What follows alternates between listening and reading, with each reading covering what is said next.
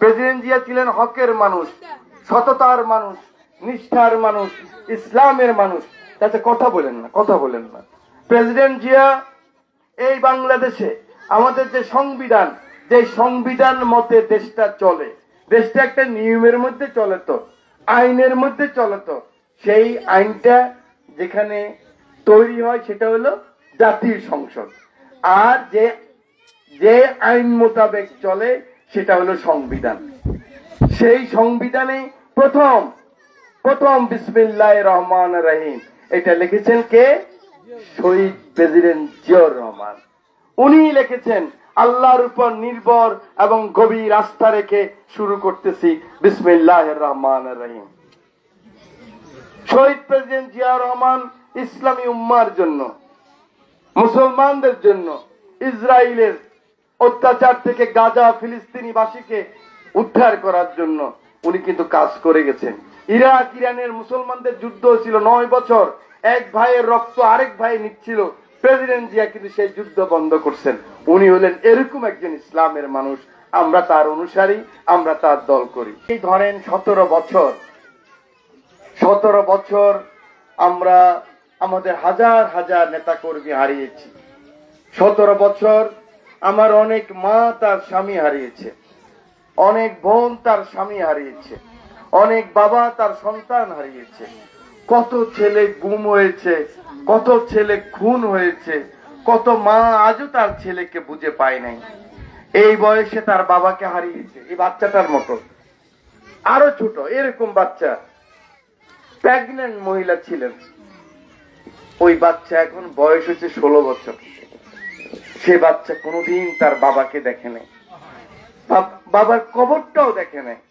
অনেক সময় তাদের বাসা বাড়িতে আমরা গিয়েছি বাংলাদেশের বিভিন্ন জায়গাতে।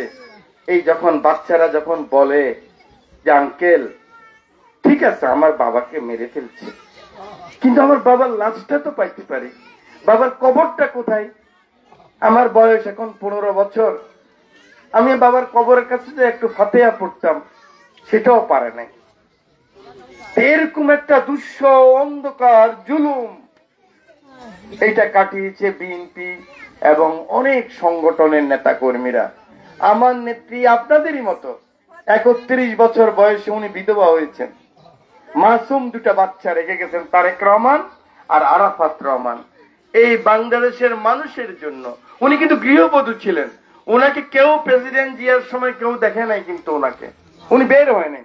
এবং প্রেসিডেন্ট জিয়া এমন ছিলেন সৎ মানুষ, আজকের দিনে এমপি মন্ত্রীদের মতো না যে বউকে নিয়ে ঘুরবে, সরকারের তেল খরচ করবে, সরকারের হোটেল বানায় থাকবে।